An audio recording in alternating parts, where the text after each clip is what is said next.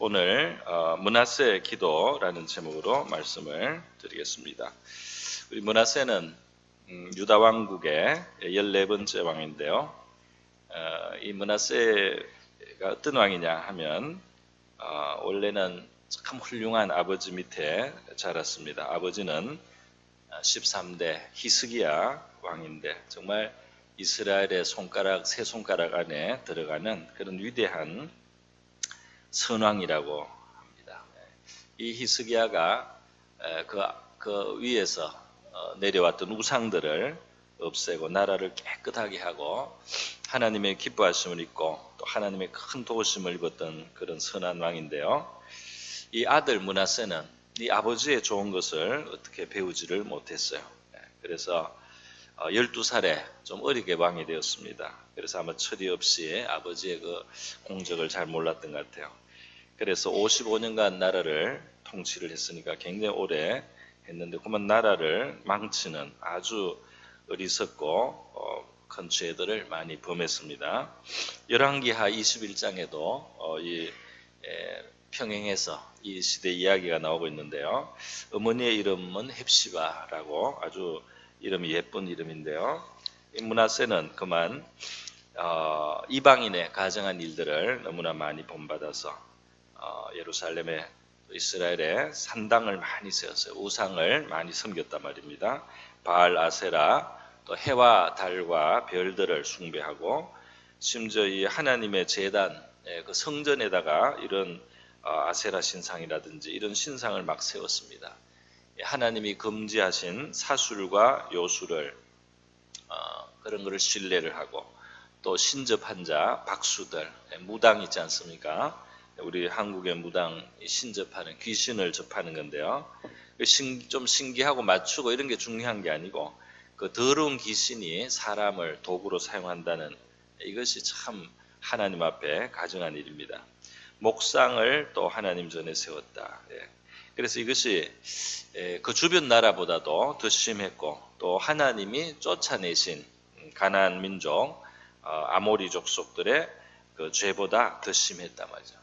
그리고 백성들도 이 므낫세의 깨임을 받아서 함께 범죄했다고 역대 열왕기하에는 그렇게 말이 덧붙여 있습니다.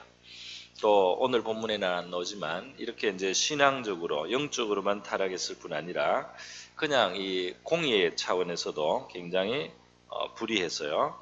열왕기하 21장 16절에 보면 무죄한 자의 피를 많이 흘렸다. 그래서 예루살렘 이 끝에서 저 끝까지 무죄한 자의 피가 가득하게 만들었다. 아주 불의한 폭군이었다는 것을 알 수가 있습니다. 더 이러한 므낫세에게 하나님께서는 이제 선지자들을 통해서 경고를 주셨는데요. 그 경고도 받지 않았다라고 그들이 듣지 아니하였다 이렇게 10절에 나와 있지 않습니까? 이 전해오는 이야기에 하면은 그 아버지 때부터 이스라엘 이 유다 왕국에 아주 큰 역할을 했던 이사야 선지자가 바로 이 므낫세의 손에 죽임을 당했다는 겁니다. 그래서 히브리서 11장 37절에 보면 믿음의 그 선진들이 고난을 많이 당했는데 순교도 당하고요. 그 중에는 보면 산채로 톱으로 켜서 죽임을 당하기도 했다 이렇게 돼 있는데 그 사람이 이사야다 말이죠. 그리고 그때 그 처형을 한 왕이 므낫세다 말이죠. 이렇게 큰 악을 범했습니다. 자, 죄를 범하고 그것을 회개하라고 또 바로 하라고 하는 하나님의 그 선지자의 말을 듣지 않았을 때 어떤 결과가 오겠습니까? 당연히 이제 하나님께 그 징벌을 당하게 되는 거죠. 아수르 왕의 군대 지휘관들이 와서 치게 하셨다. 그러니까 하나님이 치셨다는 겁니다. 하나님이 이 세상의 왕들을 도구로, 세상의 군대를 도구로 이 므낫세를 치시고 또 유다 백성을 치셨다는 겁니다. 그래서 포로로 끌려가게 됩니다. 그런데 그냥 끌려가는 게 아니고 쇠사슬에 결박돼요. 쇠사슬에 결박돼. 그냥 우리도 높은 권세에 있던 사람들이 죄수가 되고 이 포승줄에 묶이고 하는 것을 우리도 종종 보는데요. 참 비참하지 않습니까? 그런데 왕이었던 사람이 그냥 포승줄도 아니고 쇠사슬에 몸이 짐승처럼 묶여서 그렇게 끌려갔단 말이죠. 그러니까 이 므낫세는 당할 수 있는 아주 최고 수준의 그런 환란을 그리고 치욕을 당하면서 이제 그 죄에 대한 징벌을 받게 되었던 것입니다. 여러분, 그런데 성경에는 아주 중요한 큰 아주 우리가 알아야 될 그 열쇠 같은 중요한 그 진리들이 있습니다. 그런 컨셉들이 있는데요. 그 중에 하나가 뭐냐 하면 하나님께서 다윗에게 약속하신 놀라운 축복이 이제 그 후손에게 적용이 된다는 겁니다. 하나님은 이 다윗을 너무나 기뻐하셔서요. 그에게 영원한 왕조를 약속하시면서 그 후손들에 대해서 특별한 대우를 주실 것이다. 그랬어요. 그 특별한 대우가 뭐냐? 그것은 사울 임금은 왕으로서 하나님 앞에 굉장히 패역했을 때 하나님이 버렸습니다. 그를 버렸다 그랬어요. 그러나 다윗의 후손에게는 버리는 것이 없고 그들이 죄를 범할 때 인생 채찍과 사람 막대기로 징계를 한다. 벌은 준단 말이죠. 징계는 할지라도 버리지 않겠다는 이런 말씀을 주셨던 겁니다. 그런데 이 다윗의 후손이 사울 왕처럼 버림을 당하지 않는 다윗 앞에 있었던 그 사울 왕은 죄를 거듭해서 지을 때 하나님이 버리셨어요.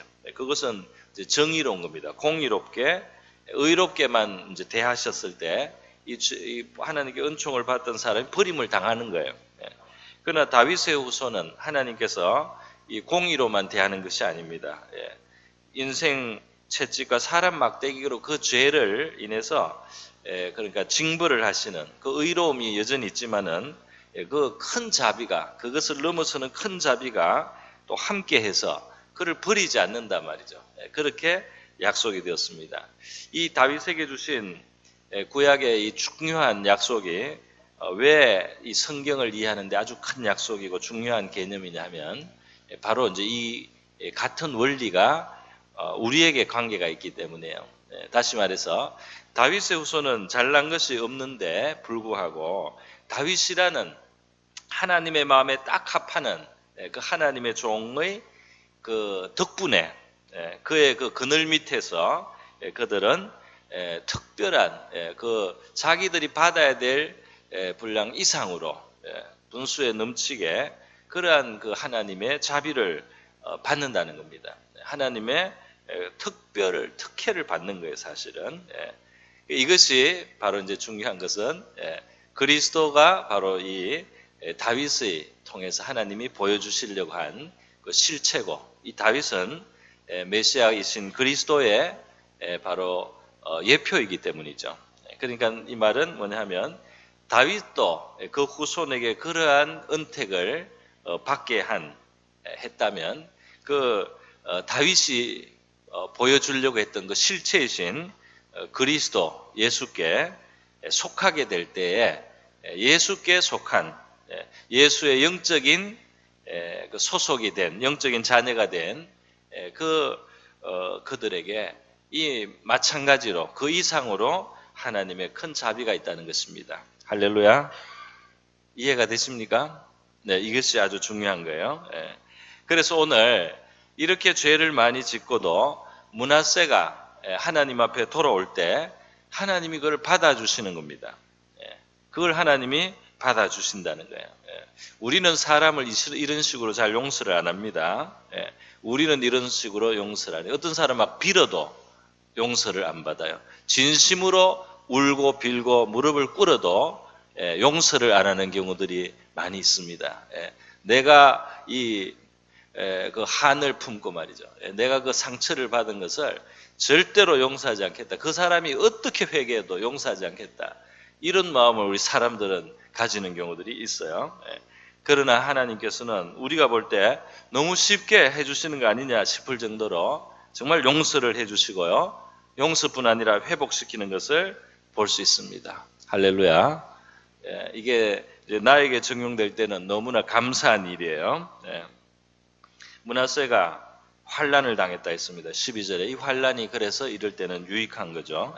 환난이 아니면 정신을 못 차리기도 하기 때문에, 그렇죠? 환난이 아니면 깨어나지를 않기 때문에, 환난이 아니면 하나님 앞에 겸손해지지 않고, 환난이 아니면 하나님을 진정으로 찾지 않기 때문에 말이죠. 이 환난이 있어서 하나님 앞에 나오는 이 유익한 환난들이 있습니다.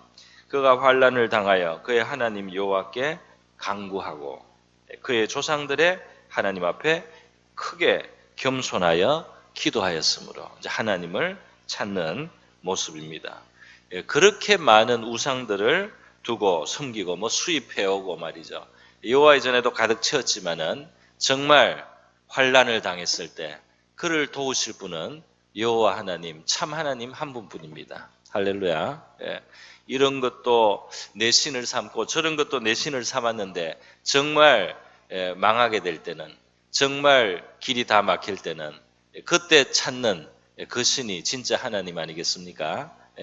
우리 창조주이시고 예수 그리스도를 보내주신 그 하나님이 우리의 참 하나님이신 줄 믿습니다. 이제 그의 하나님을 바로 알아보고 하나님께 간구했습니다. 또 이 하나님을 그의 조상들의 하나님이다 이렇게 표현했습니다. 왜 그렇습니까? 여기에 또 그런 면이 있을 것 같아요. 하나님은 내가 잘 모르는 하나님이 아니에요. 물론 내가 그 하나님을 다 경험한 바는 아니지만 내 앞에 살고 가신, 이 땅을 살고 가신 나의 믿음의 조상들이 말이죠. 그 하나님을 너무나 많이 경험을 했습니다.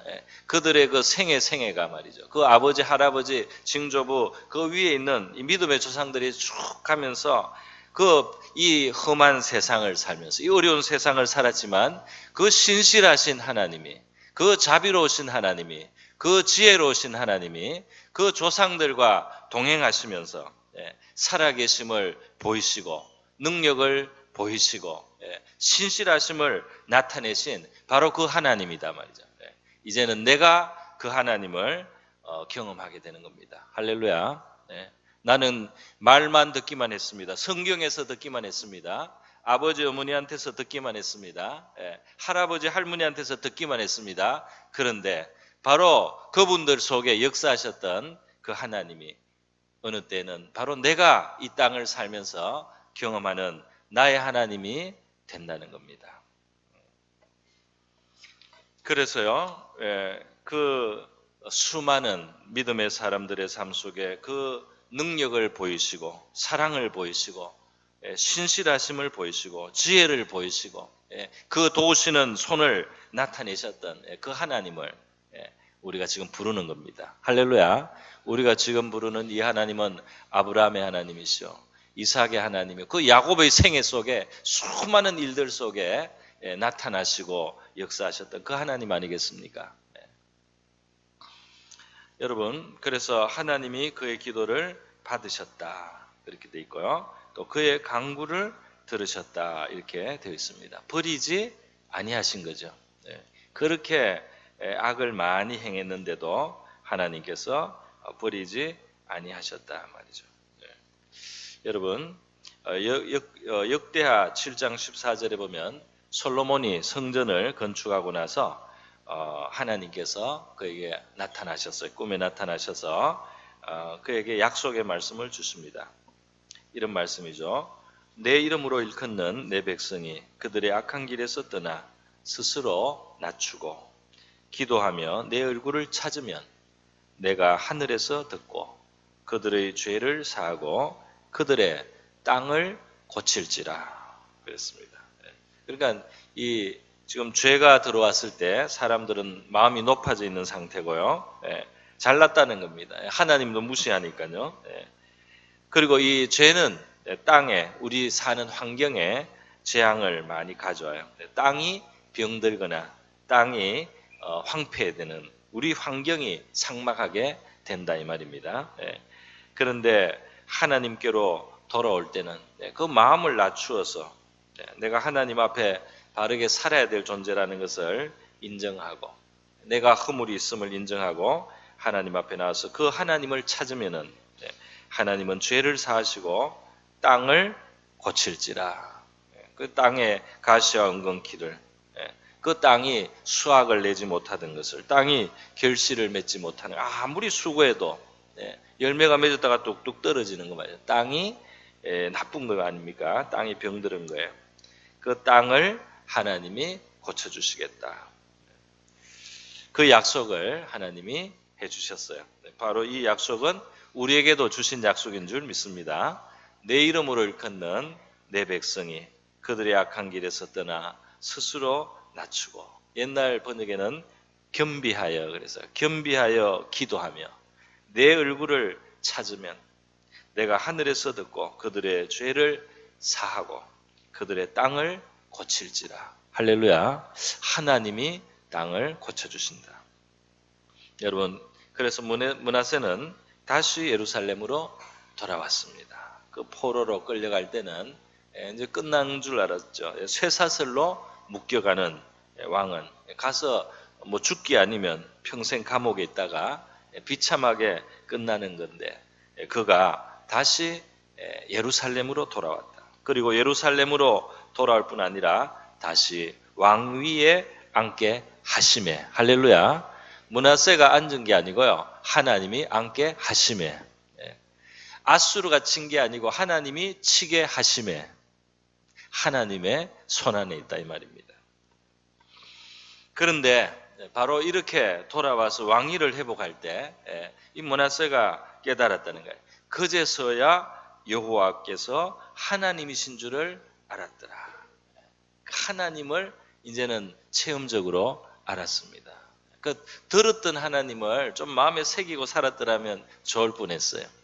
그 아버지 히스기야나 다른 선지자들이 말할 때 좀 듣고 그 들었던 하나님이 참 하나님이다 하고 잘 믿었으면 많은 하나님의 어떤 축복의 역사 속에서 하나님을 경험했을 겁니다.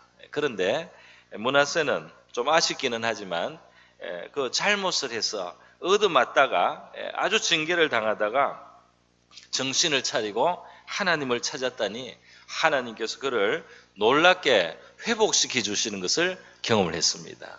그러면서 이 기도를 들어주시는 하나님, 내 이 역경에서 이것을 돌려주시는 그 하나님, 그 하나님을 봤어요. 자기가 그 우상 천지를 만든 것을 생각하면 자기 죄가 너무 크지 않겠습니까? 그런데 그런 자기도 회개했을 때 용서해 주셔서 자기의 그 삶을 또 회복시켜 주시는 그 한없는 하나님의 자비와 용서, 하나님의 그 긍휼의 풍성함을 그가 경험을 했습니다. 뿐만 아니라 자기를 아수르에 끌려갈 때, 자기가 아수르에 끌려갈 때 쇠사슬에 끌려가서 희망이 하나도 없어 보이는 바로 그런 상황에 갔지만은 그 먼 땅으로 포로가 되어 끌려갔는데 그 땅에서도 자기를 되찾아올 수 있는 하나님이 살아계신 것을 알았다는 것입니다.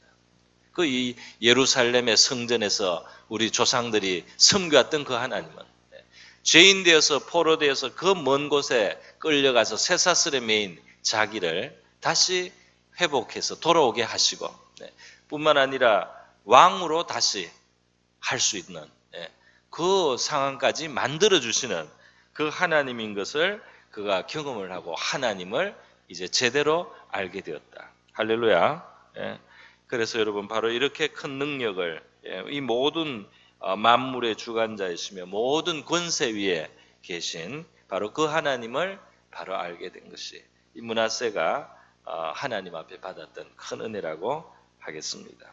오늘 우리가 기도할 때요, 우리의 형편이 어떤 분은 지금 감사할 것도 많고 하나님 앞에 그냥 구하면 될 것이 있겠고, 어떤 분들은 므낫세나 또는 므낫세보다는 약할지라도 하여튼 어려움 속에 있을 수도 있고, 물론 모든 고난이 다 죄 때문이라고는 성경은 말하지 않지만 심지어 이렇게 죄 때문에 망했던 므낫세도 그가 마음을 낮추어 하나님을 찾을 때 들으시고 회복시키신 하나님이시라면 우리의 기도를 들어주시지 않겠습니까?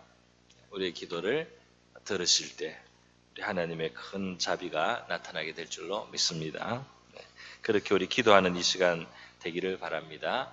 우리 자기의 형편에 따라서 오늘 본문 말씀을 맞춰서요.